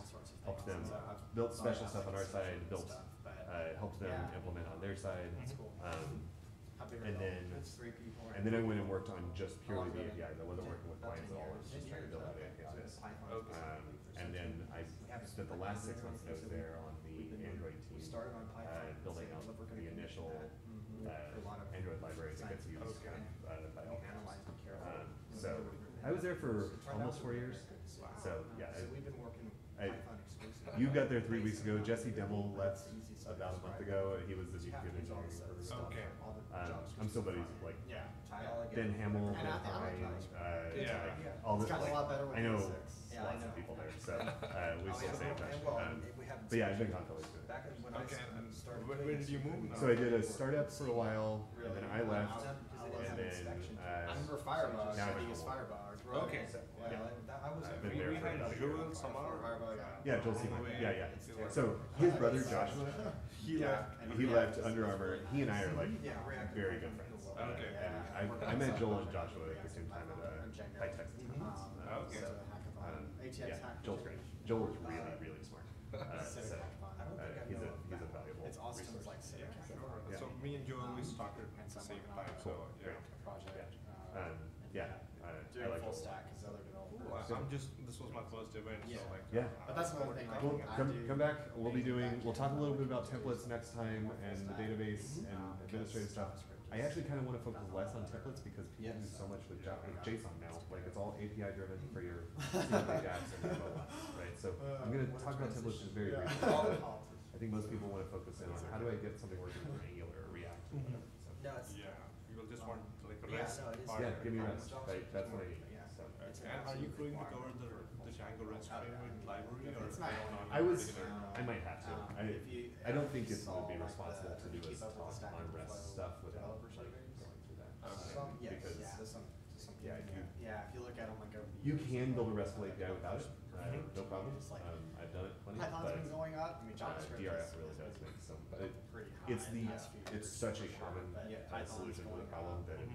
you really should have done it. so it's like, I was trying not to talk about I think external Python is packages, I making- wanted to just focus on Django. that sounds But good. even the Two Scoops book, like, has a whole section on DRF, so I'll probably just, Django, by that. two scoops. Oh, yeah. I know, you guys are on one Yeah, it's a ten great or something, book, I yeah. don't remember what Django. I I first think we're doing heard about 110, that yeah, book I think it was 110. early last One year. eleven should be fine, even though that book's on 111, it should be. Yeah, it's got Okay. a lot of good. You'll like Yeah, I it. mean, we're trying to update everything, but it's slow. When I started there, we were on a Subversion checkout of Is 1.2 beta. Yeah, And a absolutely. year and a 'Cause I half think later, I never my had friend really Marty and I agreed were like, or liked that one. and we sat down and I just literally blew away my development environment, deleted it, and just pip installed Django 1.4, and we just started the server, looked at whatever bug came up, fixed it. Started the server, looked at whatever bug came up, 3 weeks of us sitting side by side. And I could not help develop anything else during that 3 weeks because I'd blown away my environment altogether. Yeah. Good times, good times. Okay. So, yeah, we got it, we Python got better at Package it. management, Python is not great. It's good, but it can be. Fun stuff. There's Cool, I look forward to coming. Yeah, come back and, Just yeah, PHP. sounds good. So Nice meeting you. Nice meeting you too. a lot. Aditya. Oh, you did. Okay, Right. your It's question. not, I understand. Good. You're like, Oh, you I've done a couple PHP, times. yeah. Well, coming from They know me for Python, asking questions, into many Python, times silly. relative But I to find them Python, helpful, relative to and- Python. and- Yeah, and- packaging's not as I try, because if I don't understand, That's been the- pretty like, well established. I assume there's one more person doing it doesn't. And that's absolutely right, I and like so using few people Docker make that for assumption. pretty I think it much takes like everything now. confidence I to think get it's to that point great. where you're willing to be like, oh, Yeah. I don't care. You know? Many a time it was like the same question popped into my mind, but you were the one asking it, so I think it helps generally. Yeah, Yeah. definitely. Explain to me some of the things, and once you ask questions, actually his answers PHP, are much like- better sometimes than the slides. The reason is Right, because yeah. then there's communication that goes back to Right. project. Yeah, well, And the slides are Vendor directory. minimal versions of what you're trying to say. Mhm. So, yeah. And like other people also get involved in that so I like how conversation, it so. separates it. it's also Q1 dynamics in a group. I like his talk. I like I like the demo. You should do more of these. Yeah. But I think that should go towards the side of like more teaching all of this stuff. Okay. That's- This is what I think. No, that's good too. I mean, Because how many new things are actually being developed now in Python? Like Django, a few years ago it was new and used, but Yeah. how fast is it being developed now? Things seems to be stabilized. yeah, I mean, there's some new stuff, like I was saying earlier, I might do fourth session on channels, just because I haven't yet had a reason to use channels. It's the new, like, async, tool that's built in, Andrew Godwin built it to, like, it came out in 110, and should be useful for WebSocket. So that would be a cool, like, but that's 110, right, I haven't either, Yeah. so, I'm Quentin, by the way. Jeremy. Jeremy, good to meet Nice to you. meet you. Thank you so much. Yes. It was good. Was it good? All right. Yeah. I was worried, like, No, it was everybody great. knew enough that I was already like, knew pretty much all of it, but Right. it was good to, thanks for doing it. Good, So, good. My hope is new people can come in and learn something. Like, we had at the beginning of the year several embedded programmers who were like, I don't know what the web is. Like, what are you, I want to do Python and web stuff, and you do data stuff, right? Like, so I'm it's not science. a web programmer. Right. I'm interested to know how to do the very basic thing. And Yeah. you showed me that I can actually, when I install this, I have a server on my machine. I know if it works on Windows, but I have to It now does. can try It does work. And the document that I link to has Windows installation instructions too. So basically, the only thing I have to do now is look at the website that you gave me to be able to do the very basics. Yeah, so it was now great. I learned It was something really from good, it. thank you. And usually I do so also like other stuff. I do stuff on Amazon, or I send stuff there and communicate there, but like I don't understand all the stuff that he's talking about, but he gave a good overview that someone like me can understand. So this is useful. Good. That was the goal. 100%. You got the 100%. Once you put the link out on your on the Yeah, Meetup I page, will. then that's it. I'll send out an email. It'll have the notes, a link to the repo, and a little quiz. minutes, just This to, or not and- quiz, but sorry. And if not today, 2 years from now, I'll need it, or. Right, yeah. No, and then I have the link. Yeah. So it's like, this was really useful. Usually people pay money, good money to get this. I know, I was talking to Here somebody. they get you to, they feed you. They were saying, like they didn't want to pay the $5 to watch it. That's how I found out today, because somebody was like, "Oh, I'll live watch it," and then it was like, Right. "No, I never wanted to." And I was like, What's worth I it? mean, well, it was like that's fine, but I'm pretty sure this is more than $5 worth of training. I- Like, Oh, yeah, no, this is really good. okay. What is This- up? They did record it, I hope.